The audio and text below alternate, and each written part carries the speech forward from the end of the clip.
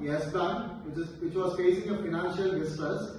Yes Bank experienced an explosive growth from 2004 to 2016 under the founder Rana Kapoor, but collapsed into severe distress by 2019 to 20 due to aggressive high-risk corporate lending, evergreening of loans, and massive underreporting of non-performing assets.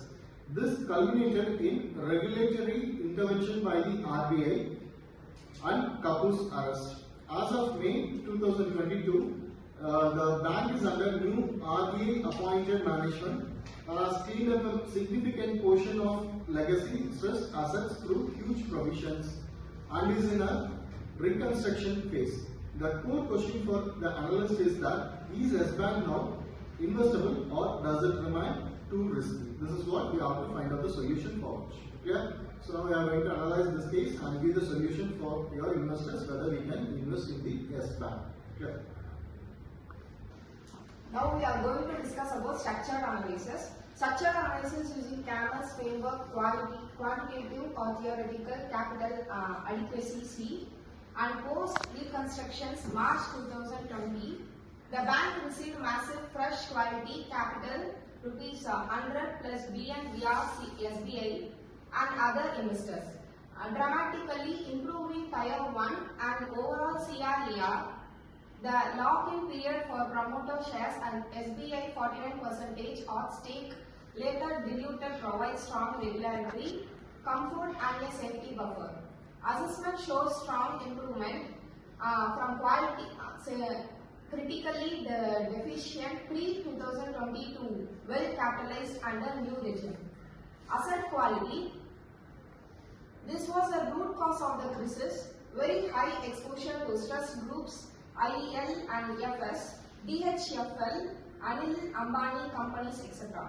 And over 25% lending to real estate, NBFCs, aggressive provisioning in FY20 or FY21, rupees 356 BN plus rupees 119 BN, cleansed the balance sheet significantly. Slippages have moderated under the new management's conservative underwriting policy. Assessment marked improvement from critical GNPA 19% in FY20 to manageable and declining legacy book largely resolved. Now we are going to talk about the management quality. The single biggest positive change, Rana Kapoor aggressive relationship driven style replaced to a professional, process-oriented leadership. Prashant Kumar and MD and CEO since 2022. Focus shift to their governance, risk management, complaints and retail SME transformation. Assessment show bank moves from the very weak and high risk to competent but creditable, a complete governance upgrade. Earnings heavily negative in FY20 and FY21 due to cleanup. Provisional core income interest earned remained decent but high credit cost destroyed profitability. With the provisioning burden now largely behind, return to a sustainable profitability is the key swing factor. Cost control measure and retail fee income initiatives are positive. Assessment shows movement from the deeply negative to an normalized profitability. Thank you. Serve stress during the March 2020 moratorium and a bank run fear. Post-reconstruction liquidity coverage ratio (LCR) is sometimes level. Liquidity. Serve stress during the March 2020 moratorium and bank run fear. Post-reconstruction, the liquidity coverage ratio is comfortable. Deposit franchise has stabilized and started growing again. Assessment shows is moved from crisis level to a comfortable and stable, sensitive to market risk. Still somewhat elevated due to the residual corporate explore and interest rate sensitivity, but significantly lower than pre-crisis level because of de-risking and a higher retail or SME share. Assessment shows test is moderate and reducing.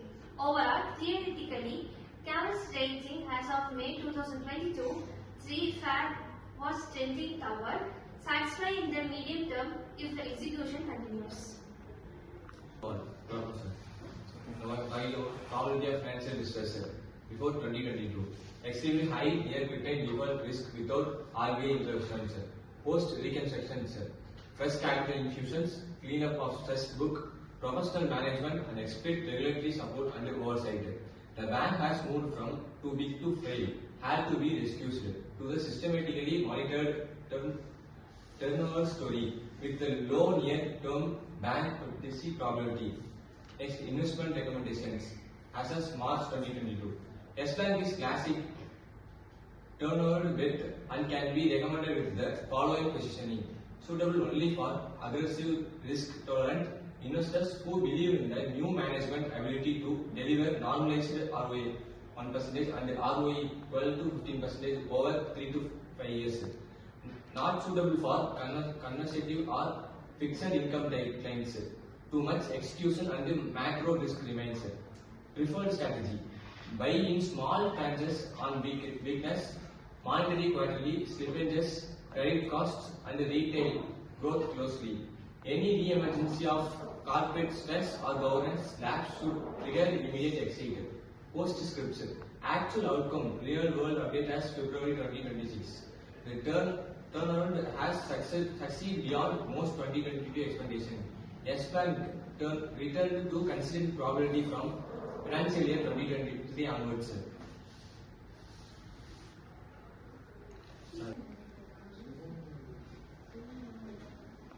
Distribution of your new capital or new professional management by the financial year 26 in the quarter 3, profit after tax was about 952 crores to 1068 crores, and so ROA approaching about 0.9 to 1%. So GNPA now will below 2% and NPA would be below 1%. So the share price, it was almost in the recovery from rupees 13 levels, but still far below pre-crisis highs, reflecting continued market caution. Okay. So RBI has approved a new MD and CEO in 2026, indicating normalization of your Yes Bank.